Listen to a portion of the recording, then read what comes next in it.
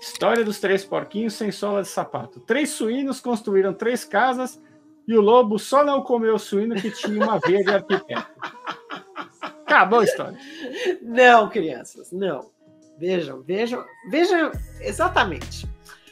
Você cortar a sola de sapato não quer dizer você cortar os detalhes. Então, um porquinho construir uma casa de palha é importante para a história? O que você acha, Cid? Sim. É importante para a história.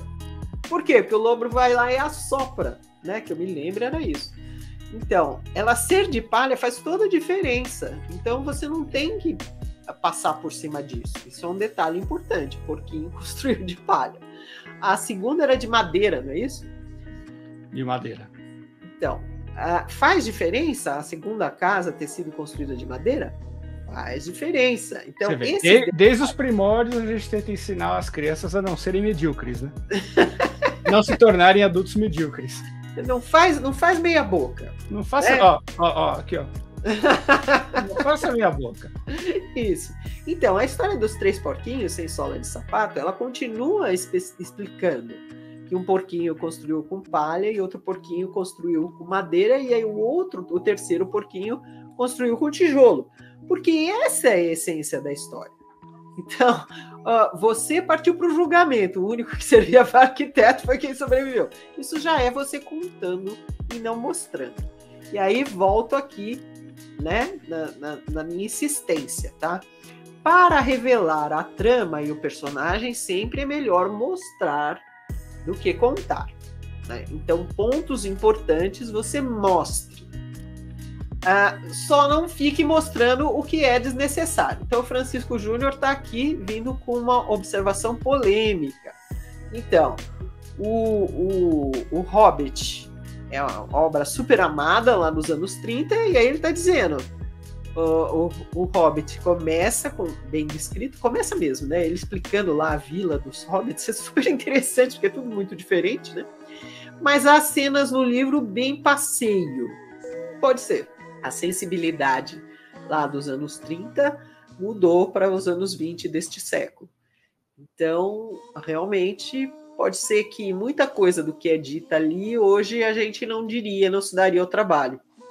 Seria mais subentendido, né? Então, sim, você pode considerar. Olha, a Marcela Zaidan, li Humilhados e Ofendidos, do Dostoiévski. Gostei do livro como um todo, mas senti que havia muitas cenas cansativas. Sola de sapato depende do contexto e da época? Depende. Depende, sim.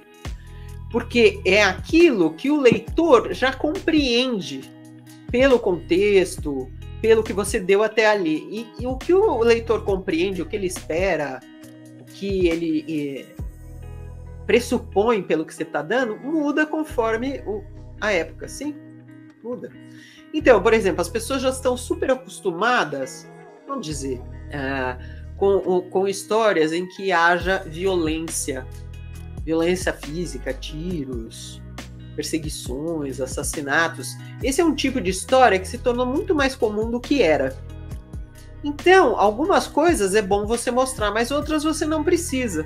Por exemplo, que a polícia põe um cordão de isolamento em torno de um corpo caído no meio da rua. Você pode mostrar esse cordão de isolamento enquanto o seu personagem passa por ele ou dá a volta nele. Você não precisa explicar que a polícia foi lá e pôs. Por quê? Porque os leitores já entendem que isso é uma ação que acontece.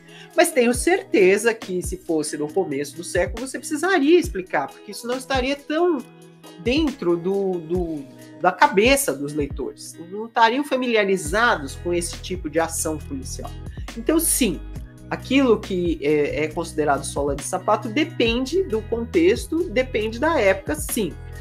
Mas, ainda assim, fica a necessidade de você ter olhos de águia para retirar o que não precisa.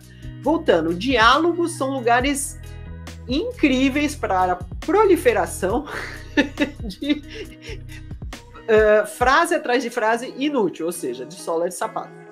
Muito. Tem muito vai e vem, muita conversa em diálogo que você pode cortar sem dó.